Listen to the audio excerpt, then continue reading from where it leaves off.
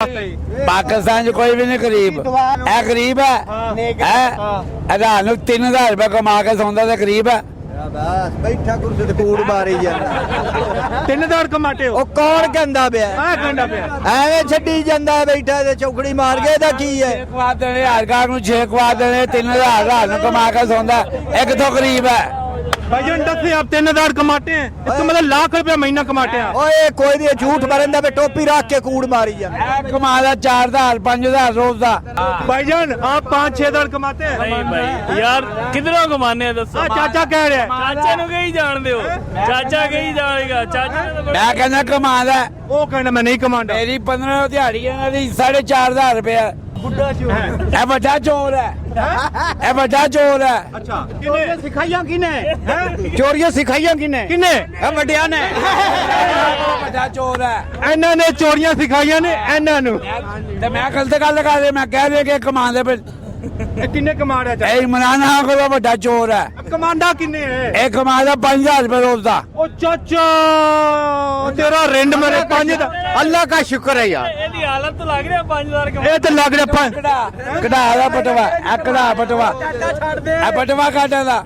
ਚਾਚਾ 5000 ਕਮਾ। ਅੱਲਾ ਦਾ ਸ਼ੁਕਰ ਹੈ ਯਾਰ ਇਹਦਾ ਮਤਲਬ ਤੁਸੀਂ ਨਹੀਂ ਕਮਾਉਂਦੇ? ਨਹੀਂ ਕਮਾਉਂਦੇ ਉਹ ਕਹਿ ਰਹੇ ਨੇ, ਉਹ ਕਹਿ ਰਹੇ ਨੇ। ਉਹਨੂੰ ਛੱਡ ਦਿਓ ਉਹਨੂੰ ਛੱਡ ਦਿਓ ਮੈਂ ਗਲਤ ਗੱਲ ਨਹੀਂ ਕਰਨੀ, ਕਮਾਉਂਦਾ ਮੈਂ ਇਧਰ ਹਸਨ ਜੋ ਭਾਜੀ ਆ ਕੋਈ ਮੈਂ ਨਹੀਂ ਉਹਦੇ ਕੋਲ ਖੋਲ ਲੈਣਾ, ਕੋਈ ਉਹਨੇ ਮੈਨੂੰ ਨਹੀਂ ਦੇ ਦੇਣਾ, ਮੈਂ ਗਲਤ ਕਿਉਂ ਕਰਾਂ?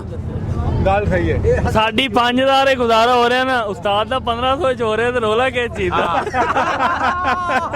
और जितना गुड़ पाओगे उतना मिठा होना है। चाचा जी अपनी तरफ से बात ठीक कर रहे हैं कि कोई इस मुल्क में गरीब नहीं, लेकिन गरीब हैं, गुर्बत नजर आ रही है।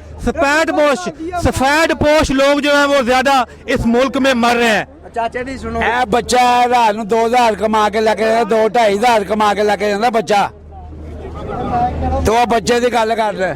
ਕੀ ਕੱਢ ਰੱਖਿਆ ਨਾਲ ਉਹਨੇ यार चाचा बड़ा खौफनाक बातें कर। ਚਾਚਾ ਖੌਫਨਾਕ ਹੈ, ਆਪ ਵੀ ਬੜਾ ਵੱਡਾ ਖੌਫਨਾਕ ਹੈ। ਚਾਚੇ ਦੀ ਇਹ ਤਿੰਨਾਂ ਕੁਰਸੀਆਂ ਤੇ ਅੱਜ ਬੈਠਾ ਹੈ, ਨਾ ਇੱਕ ਰੋਟੀ ਇਹਨੇ ਕੀ ਭਾਵੇਂ ਆਟਾ 500 ਕਿਲੋ ਹੋ ਜਾਵੇ ਇਹਨੇ ਇੱਥੋਂ ਹੀ ਖਾਣੀ ਆ, ਤੇ ਪੈਟਰੋਲ ਭਾਵੇਂ 600 ਨੂੰ ਇਹਨੇ ਕਿਹੜਾ ਪੱਲੇ ਪਵਾਣਾ ਇੱਥੇ ਹੀ ਪਵਾਣਾ ਹੈ। ਇੱਥੋਂ ਹੀ ਪਵਾਣਾ ਇਹ ਹੈ ਇਸੇ ਵਾਸਤੇ ਗੱਲਾਂ ਕਰਦਾ ਵੱਡੀਆਂ ਵੱਡੀਆਂ। ਵਾਸਤੇ ਗੱਲਾਂ ਕਰਦਾ ਤੇ ਇਹਦਾ ਤੇ ਗੁਜ਼ਾਰਾ ਹੋਣ ਡਿਆ, ਇਹ ਦੂਸਰਿਆਂ ਨੂੰ ਕਹਿ ਰਿਹਾ ਹਾਂ। ਇੱਧਰ ਆ, ਇੱਕ ਮਿੰਟ ਇੱਧਰ ਆ। ਚਾਚਾ ਇਹ ਕਿੰਨੇ ਕਮਾਉਂਦਾ ਹੈ? ਭੁੱਖ ਨਾਲ ਕੋਈ ਵੀ ਨਹੀਂ ਮਰਦਾ।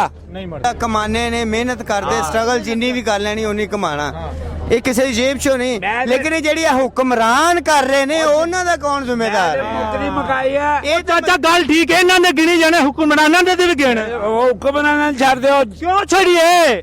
ਔਰ ਜਿੰਨਾ ਕਿ ਸਰਮਾਇਆਦਾਰ ਉਨੀ ਲੰਮੀ ਉਹਦੀ ਕਾਰ। ਹਾਂ ਸੁਭਾਨ ਅੱਲਾ। ਜੇ ਮੈਂ ਛੋਟਾ ਚੋਰ ਹੈਗਾ ਨਾ ਤੇ ਮੇਰੇ ਕੋਲ ਮੋਟਰਸਾਈਕਲ ਹੈ, ਜੇ ਕੋਈ ਵੱਡਾ ਚੋਰ ਉਹਦੇ ਕੋਲ ਭਾਈ ਜਹਾਜ਼ ਹੈ।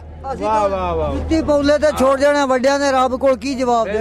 बहरहाल नादरीन, सुगल मेला लगा रहा था। उम्मीद है आज का प्रोग्राम आप लोगों को बहुत अच्छा लगा। अंकल ने बहुत अच्छी बातें की हैं, बड़ी मजेदार बातें की हैं। अपना ढेर सारा ख्याल रखिएगा। अल्लाह हाफिज़।